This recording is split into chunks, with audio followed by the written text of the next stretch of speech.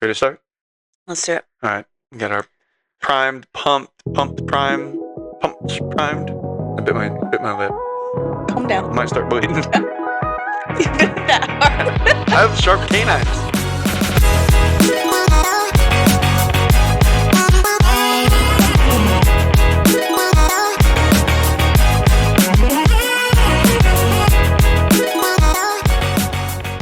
Well, hey there. It's so good to be back and recording again after we had our Snowfest for a couple weeks here. Well, my name's Ben. I'm Julie. And welcome to the Bear Good Fruit Podcast. Happy to have you here. We're feeling a little rusty with being off because of the Snowfest. Yes. But we're happy to be back. We are rusty. Because one, we're not good at this anyways. Right. But two, taking 2 weeks, 3 weeks, whatever it was, off because you got kids in the house. You got to keep them preoccupied. Not a whole lot we can do with recording and editing podcasts in that time. No. But a lot happened while we were gone. Charlotte area got like the 5th highest on record snow of all time.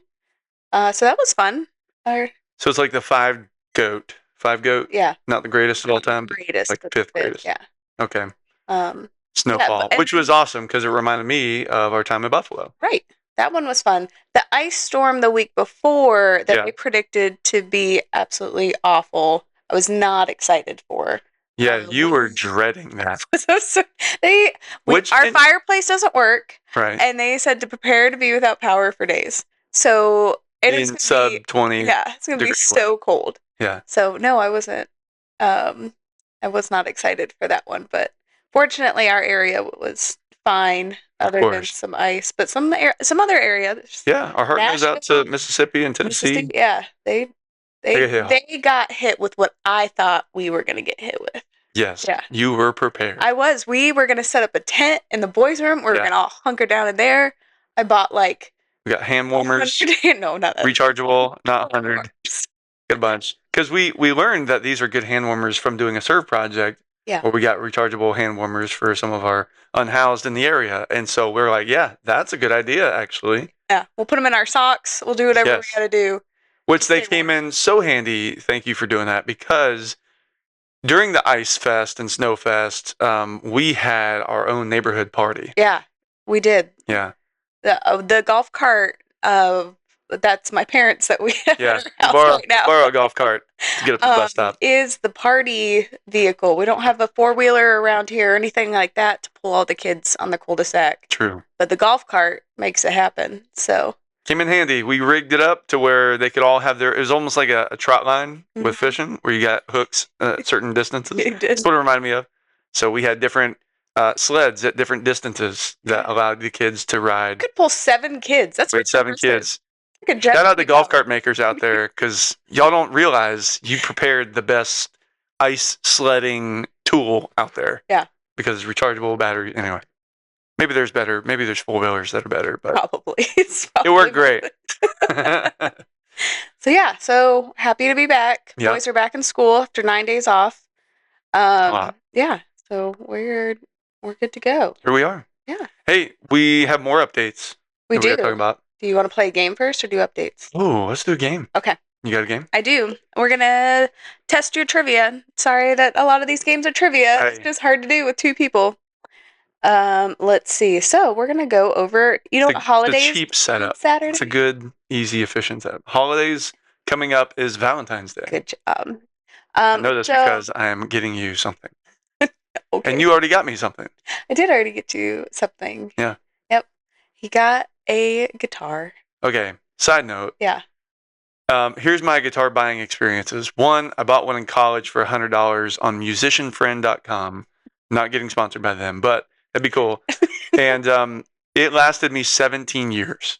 You were a good steward of that. Pretty awesome. Yeah. And now that he's leading worship on Sunday mornings, that one wasn't really plugging in much, or not consistent. No. Not consistent. The electronics were starting to go. Yeah, as it should after 17 years, $100 guitar, yeah. So for Valentine's Day, he went. I think you took longer looking for a guitar than you do for cars. Definitely not. But I appreciate the critique because I was very concerned about not stewarding our funds well. So I wanted to get the best bang for the buck. And thanks to my friend Marcus, who let me know, like, here's the like few that are in your price range that'll work. Yeah, and thankful for our friends from Southwest Georgia, Danny, who gave us a guitar for leading worship back then, like, I don't know, 15 years ago. Yeah. Crazy to think about that. But yeah, that was a massive leg up in trying to afford a new guitar. So yeah, got a Yamaha. I forget the name, but it's 800C something. That means nothing to me. me. It works well. Sounds great. Works great. It worked to this Sunday. And it did. Stayed plugged in. All electrical worked. Yeah. Yeah. I try to, because my voice isn't great, so I need a good guitar sound to overthrow the voice. Gotcha. I don't believe that, but if it makes you feel better. Yeah. So back to the game. Valentine's Day. Up. We're going to do Valentine's Day trivia. Sounds good. Okay. So the first question is, in Roman mythology, Cupid is the son of which goddess? Goddess. Athena? No, I'm sorry. The love one. Aphrodite. Nope. Goddess of love, it says here, is Venus. Is this Greek or is this Roman? Roman. Sorry, I thought it was Greek. Yes, you're right. Venus. Okay. Because I think of, I'm your Venus. Remember the razor? Yeah. I got it. Yeah. Commercial. Okay. So I was wrong. No points yet. See, I was thinking Greek. My bad. Good luck on this one. Which famous playwright is credited with popularizing the phrase, wear your heart on your sleeve? Oh. The only English, you said English playwright? Well, famous playwright. Oh, famous. Heart on your sleeve. I mean, I got to say Shakespeare because I'm not. That is correct. That's the default playwright. The play Othello. I don't even, is that the skull one? Or is it like to be or not to be? That's a great question. Let us know in the comment because I have no idea. I'm not versed in that. All right. So 1 point. Good job. Hey, we'll take it. Question 3. Take it. Saint Valentine's is a patron saint of lovers, but he is also the patron saint of which winged insect? Whoa. Love bugs. That's a great. Is it not love bugs? It's not. It's bees. But I think your answer. Oh, interesting. Okay.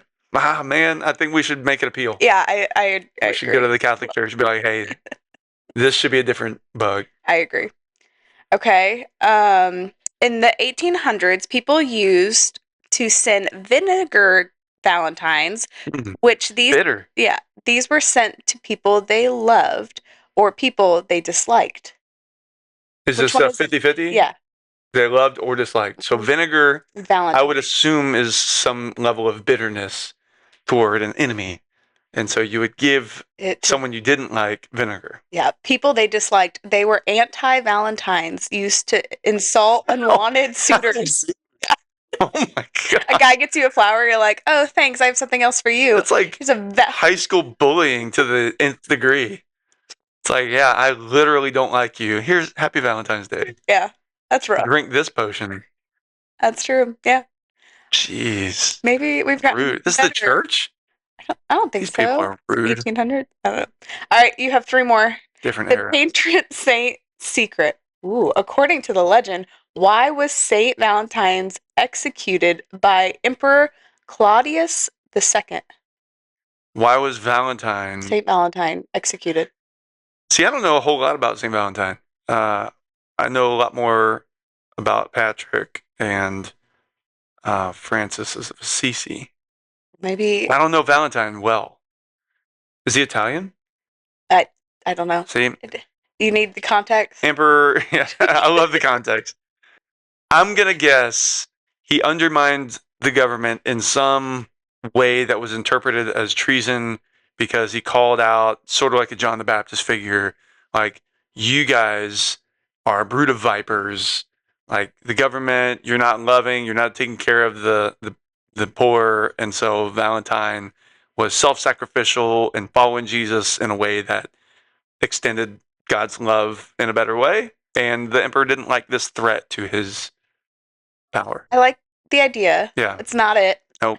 He got executed for performing secret marriages.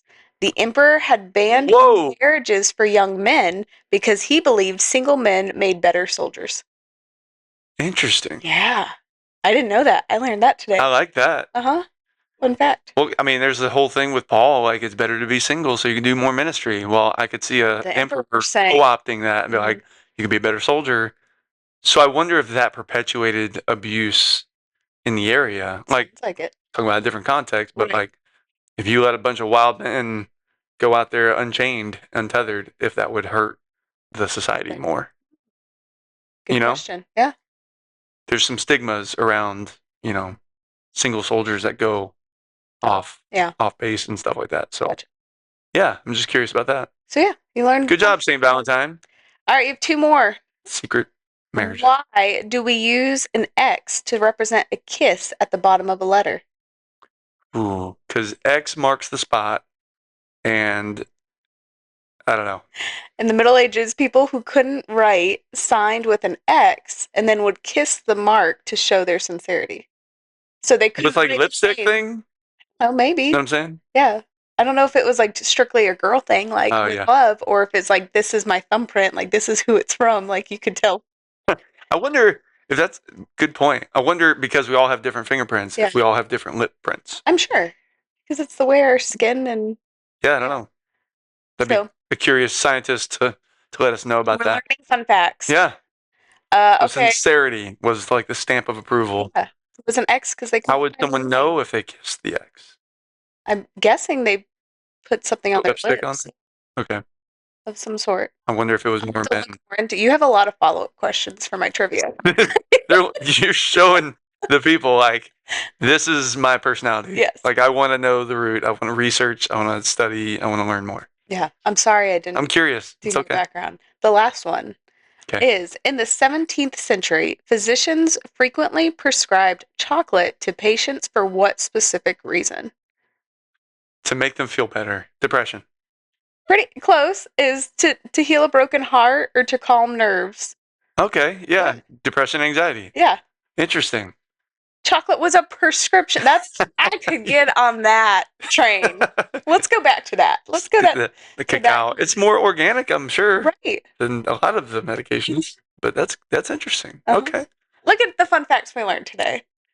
Proud of you. Yeah. So thanks for bringing some knowledge bombs. Brought the knowledge bombs. Yeah. Why don't you bring the update bombs? Update bombs for Tree of Life. Hey. So maybe you've checked out social medias and stuff. There's been a recent video I got to share. Because of Snowfest, it postponed our preparation Sunday beginning, our first preparation Sunday. And so we just met as we're recording this. This is February the 10th, Tuesday. So a couple days ago, we had our first preview gathering in person at Mott's Grove.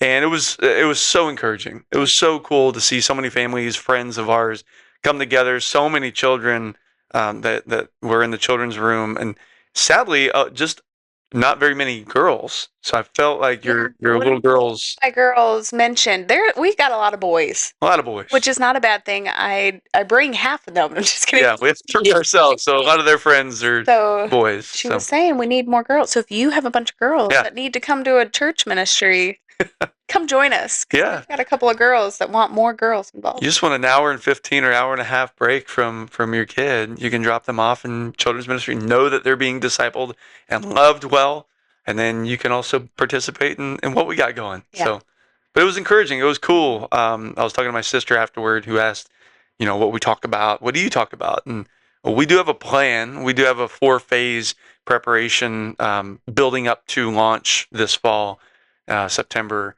And but it was cool. We kind of started the tone with the posture that we are to have as followers or just as people in general. Like it really being a disciple of Jesus, and being someone who maybe doesn't follow Jesus but wants to be a good human.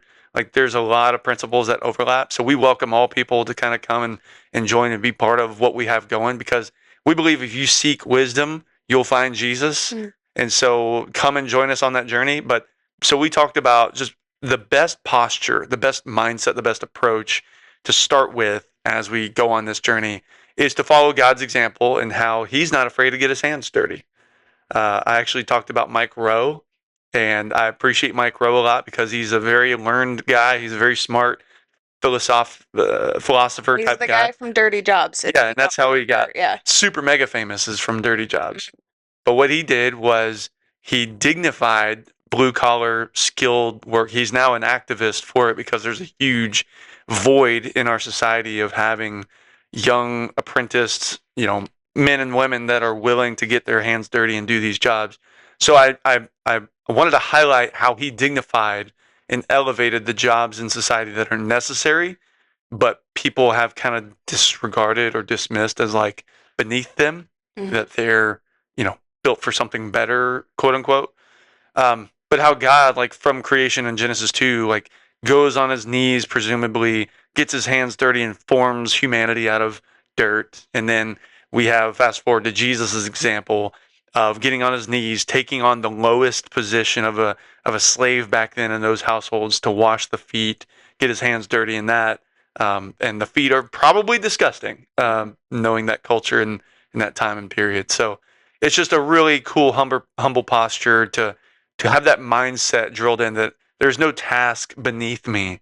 I'm willing to get my hands dirty, but also metaphorically, I'm willing to get involved in people's messes. Yeah. Like I love to that extent the way that Jesus loves is like I am just not going to sit by and do nothing. Right. But I care enough that it drives me to do something about that. So because I that's what we think talked about. a part of a church plant is not the shiny, easy church to go be a part of on Sunday mornings. Like, not that there's something not beautiful about it, but what we're asking within this preparation season is for people to pray through how they can step up and help, and where they feel led to serve in different ways like that. And so I think there is a part of like we're asking them to get their hands dirty with us, like to help us do that.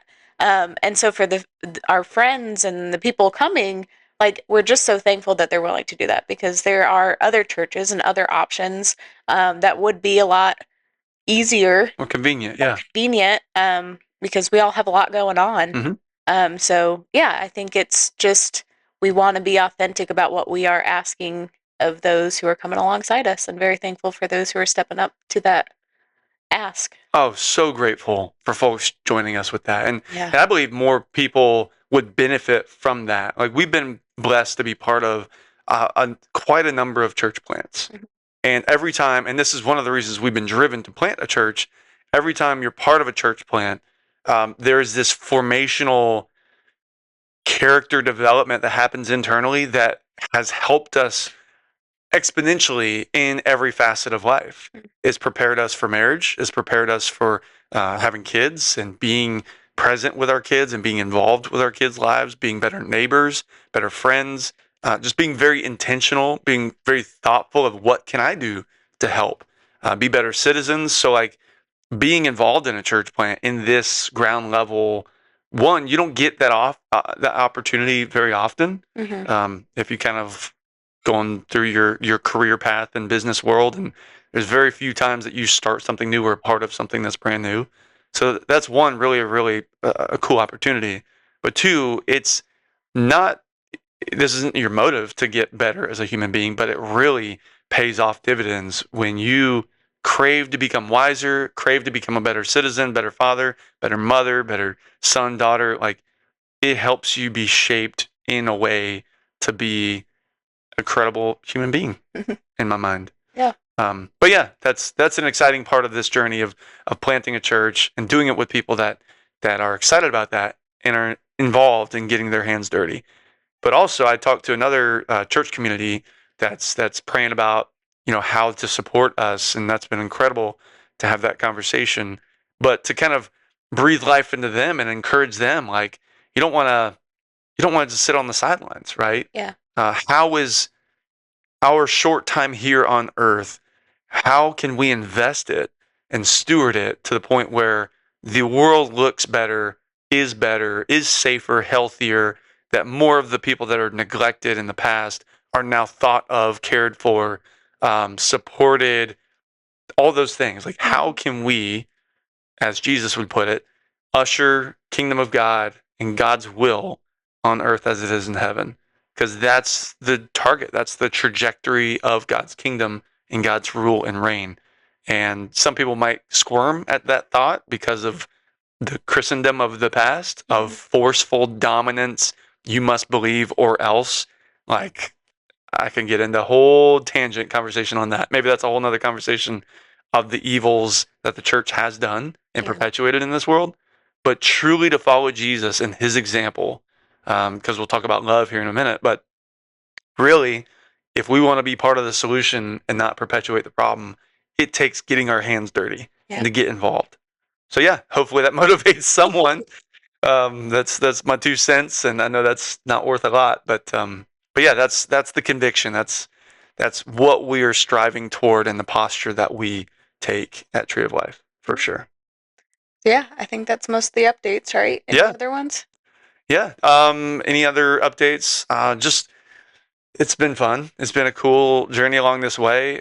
Talking with a couple other pastor friends of ours, and it's cool to. Well, let me just give this broad view. Like some people might be like, "Why plant a church?" There's already literally 50 churches within 15-minute drive of our church location at Mott's Grove. Why plant another church instead of joining another church and like revitalizing and things like that and help, supporting in different ways? And here's the quick and short, the same demographic, 15-minute radius of our church, there's 42,000 people that live around us, which in some of you might be in big cities. They're like, that's nothing. Yeah. Buffalo, you got 15 minutes from all areas and it's about 1 million people in that. So very different. It's small towny, but it's booming. And we have 50 churches. If you were to do the math, if you were to have enough churches to house or connect to that many people, like theoretically, the hope is everyone would connect to the body of Christ. Everyone would be connected to God's kingdom, doing God's mission. Like if everyone owned that and embraced that, how much different the world would look. More loving centric, more grace filled, more forgiving, more generous, more hospitable, all those things. If everyone, in theory, did that. Well, the average church in America is about 65 people that gather on a Sunday morning. But let's just say every church in our area had 200 people on average being meaningfully plugged in, participating.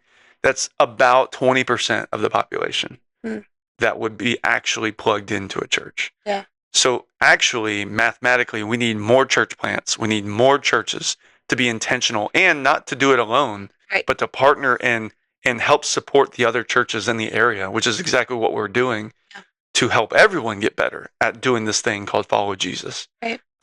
So yeah, our heart is, one, we need more church plants. We need more involvement, more generous people that are being willing to get their hands dirty and get into the messiness of our societies. There's a lot of injustices, a lot of brokenness, a lot of families that are being divided and harm that is being caused to our young people and to adults. But yeah, we need more church plants.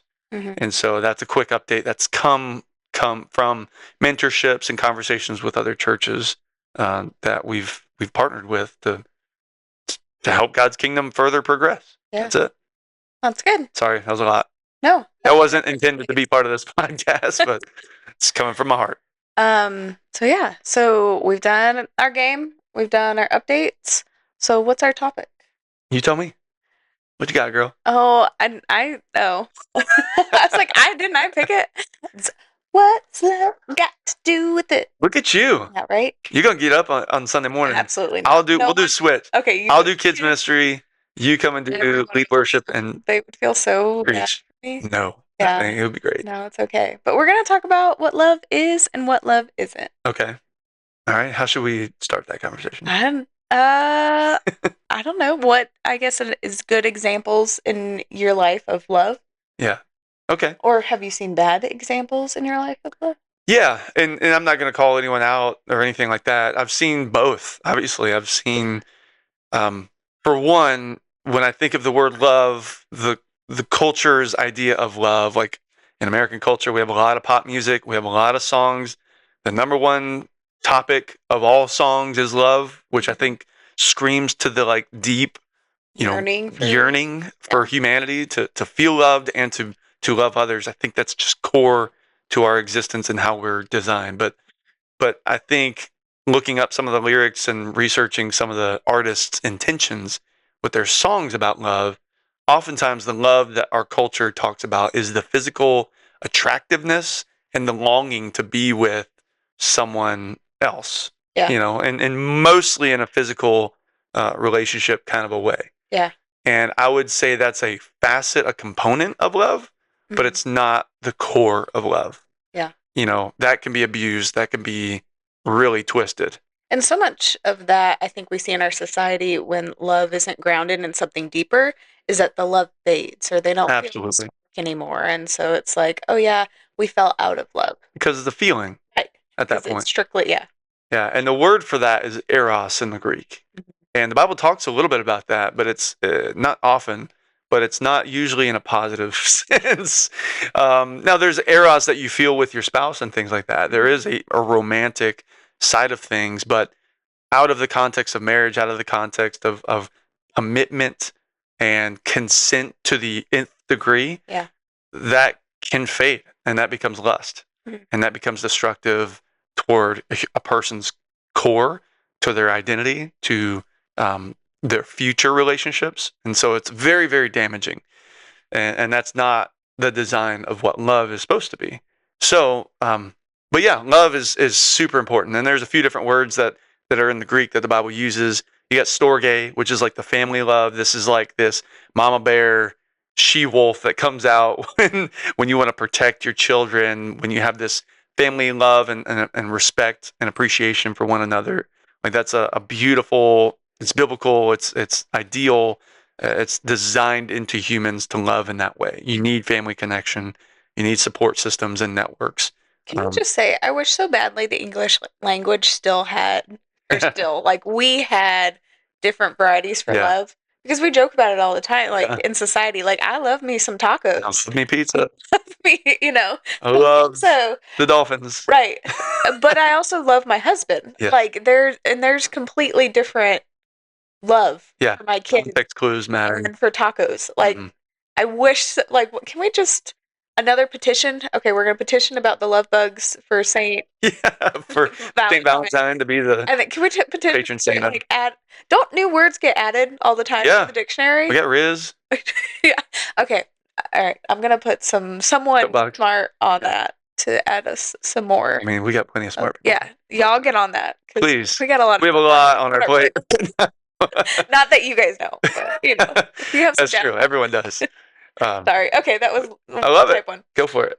No, you had. Okay, so. Oh yeah, storge. Okay. So you have eros, which is the physical romantic love that most of society has tapped into, but has also abused.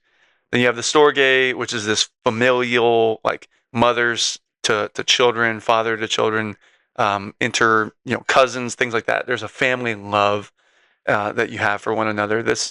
And then you have the phileo, which is like brotherly love. This Philadelphia is named after this.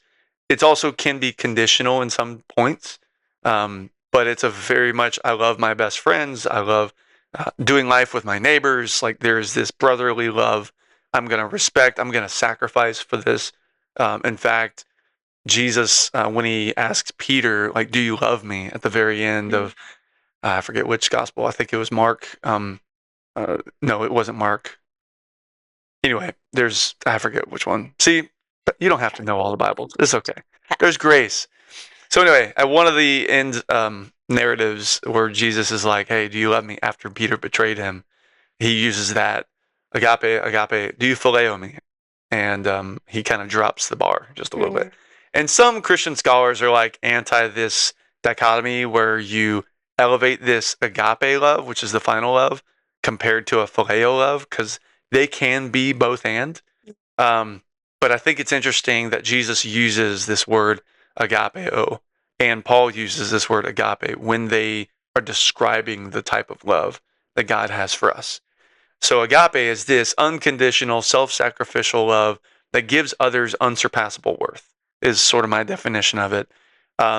Jesus says, this is how that they will know that you're my disciples in John 13. He says, by your love for one another. And love, that agapeo, is a verb. And so we know this well because we had a whole year from our youth group that we committed to this word. And you might have seen me wear previous, clothing which says agapeo on it, but this is a verb action oriented type of love. Yeah. It's a type of love that isn't just thought about and isn't just like meditated on, but it drives you, it compels you to do something. Back to our talk about getting your hands dirty. Yeah. Like I love my neighbors, all of our neighbors, and I tried to do a makeshift plow. And it kind of worked, but it kind of didn't. There's, I'm sure, improvements. There. I had a plastic table that I folded up and scraped off excess snow off of everyone's driveway in our neighborhood. That didn't have 4-wheel drive cool cars that could get out already. But yeah, there's this this compelling to do something about it. I love that person, not to the point where I'm just gonna type and complain on Facebook or social media to advocate for certain people, but I'm gonna give up time away from things that I treasure, I value, my personal time, my work time, my family time, and I'm gonna dedicate it to serving the community.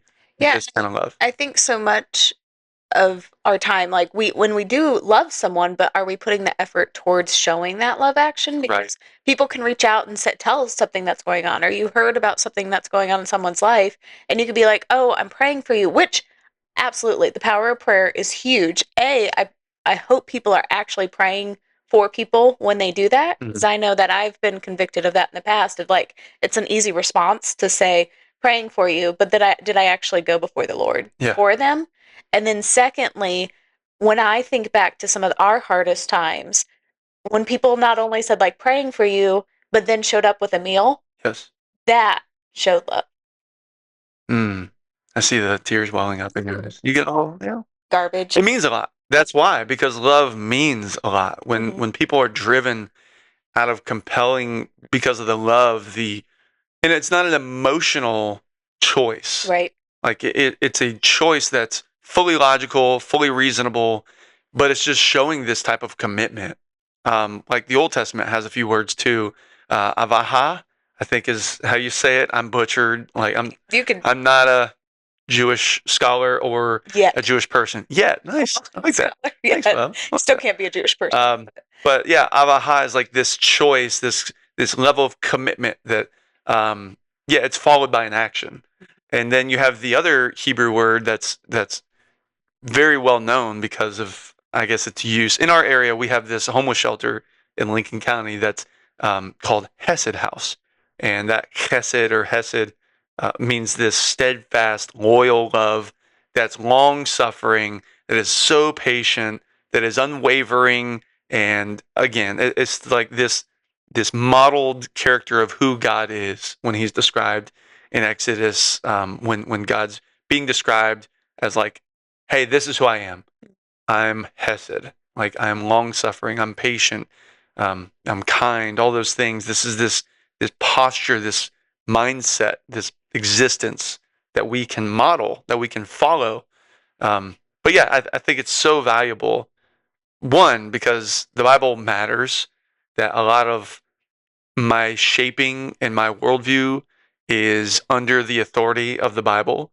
But I know a lot of people are kind of like pushed away because the Bible also has some radically dark things as well. Yeah. And sometimes we are tempted to neglect the Bible and go off our feelings of what we think love should be without rooting it into something deeper, something more substantial. And that's why my basis, my foundation of love is Jesus. Right. Like God is love. We hear that in 1 John. Jesus modeled all of those loves, the familial, maybe not the eros. I shouldn't say all, but he modeled the type of intimacy that he desired to have with other people, and the self-sacrifice to put himself out there with crowds of people asking, whoa, our dog almost pulled the mic. Oh, I don't know if it messed it up, but hey. See if it's working. But he modeled the type of love to the point of giving himself up for death. Yeah. Because he saw everyone as so valued. And then we're reminded of that, of like how husbands should treat. Oh my gosh. Is how Christ loved the church. Yes. And so, there's the word submit around us. Nice. It's like submit to your husbands. But the follow to that is because the husband should be loving the wife as Christ loved the church. And so if there's any example of who we should see who is love is Christ. And I think a verse or verses, a chapter that we hear a lot at weddings is people love because love is in the air. And so they do Corinthians 1 Corinthians 13. Corinthians 13. And so we learn about what love is through there specifically. Yeah, that's the biblical definition that we go off. And that's agape. And yes. And with that, and I'm sure other people have done this before, is because God is love, you can take each of one of those attributes and substitute love is with God is kind. God is patient. God is, which I don't know if you're going to read the verse. Yeah, I can read it for you, girl. Go for it. You're going to kill some time because I can bust it out. Which, by the way, this memorized? I love. Well, I did. So, funny story about that. I had to memorize that chapter. I didn't have to, but I chose to memorize that chapter. But I know I was going to butcher it because memory is fleeting. And that's why we need documented words. Fully hit your save bar in like college of all country music. All the RAM is full, and you slowly have to like deplete some stuff and you fill it with other biblical knowledge. Yeah, your RAM is full most of the time. I need to update my software or my hardware system. But yeah, so I memorized this chapter for a $100 scholarship for seminary because I felt that would be a good investment to steward and to help alleviate some of our expenses. Yeah. So yeah, anyway, 1 Corinthians 13, we kind of fast forward if you don't have the gifts or the tongues of mortals, or if you speak in tongues of mortals and angels, but you don't have love, you're like a noisy gong or a clanging, you're pointless. Like you're annoying if you don't have love. But you have all the gifts in the world. If you have all the faith to remove mountains, but you don't have love, you have nothing. Like that's what Paul is kind of setting up the significance of what love is. And so he says, love is patient, love is kind, love is not envious or boastful or arrogant or rude, does not insist on its own way, which can we just like insisting on your own way, or self-seeking is another translation. Like, I don't know, this is stepping on toes, but like politically speaking, you know, how we feel the urge, as I say we, as in like the Christians out there, in both camps, feel the urge of like, you need to conform to my way of thinking, like insisting your own way. Instead of having conversations and relationships with people, loving them, being self-sacrificial and generous and hospitable to create an environment where that can happen. I don't know. That's a little side note, but I don't feel like our society loves well. And so that, don't be self-seeking. Don't be selfish. Right. You know, submit things to God. But anyways, so it says, don't be self-seeking, which also goes interpersonally when we talk to our teenagers about like how to truly love your girlfriend or boyfriend. It's like, don't be selfish. Yeah. Don't be demanding. Don't be, you know, all these different things, because it's probably not love as the driving force for those decisions. And sadly in marriages too. I'm trying to find my spot. Oh, sorry.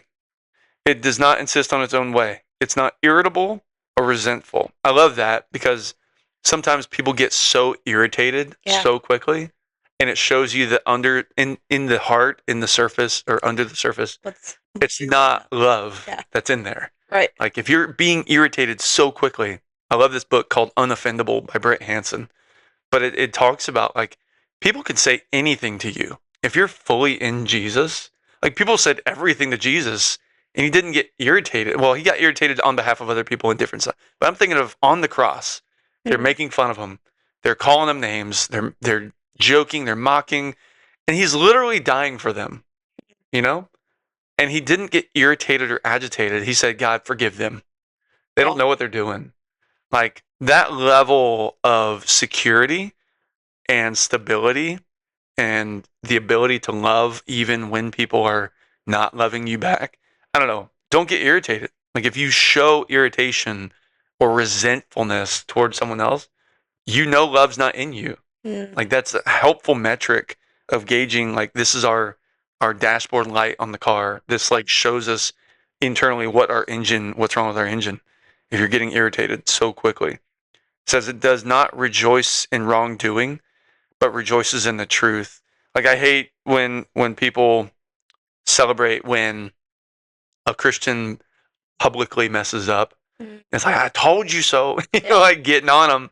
Like, cancel culture just kind of celebrates when people do something that's wrong. Like, we watch this show, Traitors, just as a social experiment, and it's just fascinating how the dynamics play out. But like, someone has one slip up, and sometimes it's subconscious. Like, you say a word wrong, now people just are gonna hang you for that. Yeah. You said one thing wrong, and now they're gonna hold it against you forever.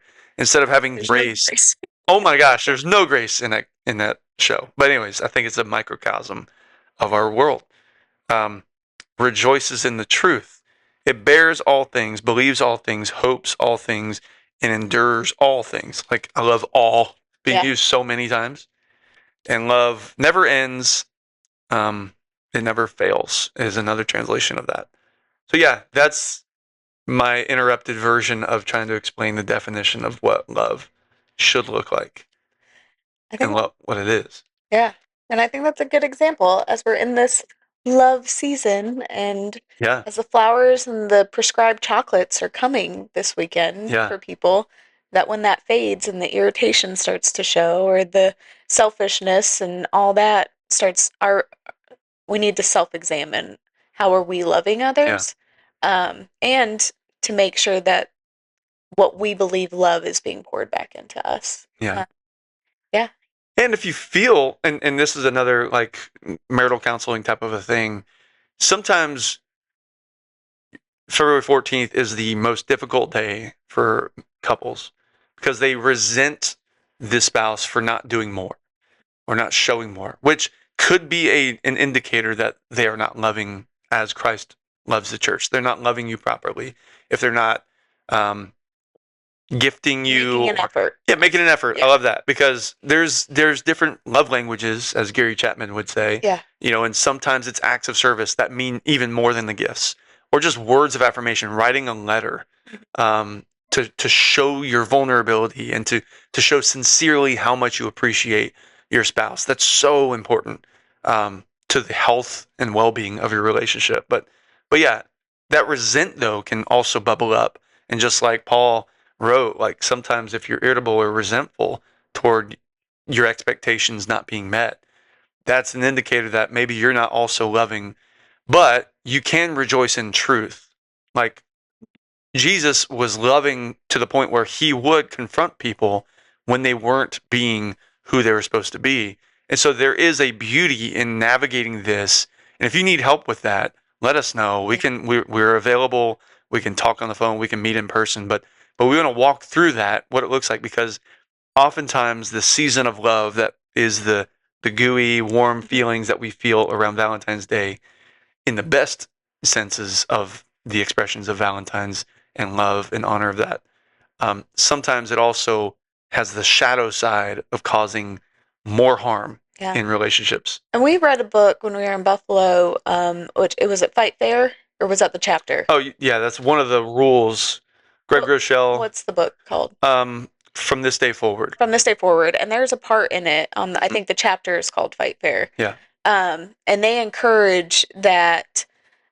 There's a bunch of different topics. It's a great book. Highly recommend it. Yeah. But and there's if you're not a bookie, all of the chapters of the book are sermons, and there's a playlist on YouTube that you can search. And if you're not to the point where it's like, I just want to bring things up, but we don't necessarily, like, counseling is a great option, but maybe you're not to that step, but there are things that, like, we just don't ever talk about what we're frustrated with. And if you can talk about them sooner than letting them grow into something bigger, I highly encourage it. And something we took from that book was, like, once a week they encourage us to ask each other, what are 3 things we did well this week? And what are 3 things that I could love you better this week? Like, could I, a lot of times I could do the dishes more.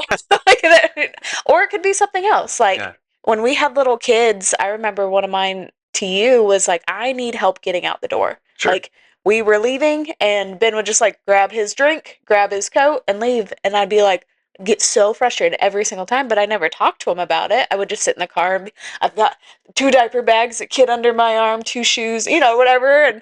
But talking about it was like, oh, he just didn't realize it. And no awareness.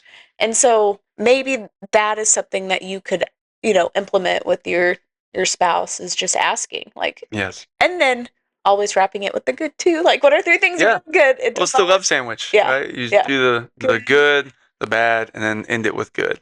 But yeah, that's a good practical tip, practical help, and there's a lot more, in where that came from, if you want to say it that way. But yeah, we yearn for marriages in our community and marriages everywhere to be strengthened, not broken, to be reinforced, because it is a beautiful picture of what marriage represents and how God loves his church. And so whatever we could do to support and sustain healthy, positive marriages that raise up children, or don't even raise up children. Maybe you don't have the opportunity to have children, but that you can be a tag team, powerful force for good in the community. You can give yourself over more to serving this world and seeing other families as your own children. Obviously, there's the foster kids and the Child Advocacy Center that I think about right now, with so many children that need great, positive parents in their life, role models. But yeah, so that kind of got a little sadder right there at the end, but it's so important. Love is so important. Absolutely. So yeah, so go and love one another well this week by bearing good fruit. Amen. Have a good one. See you.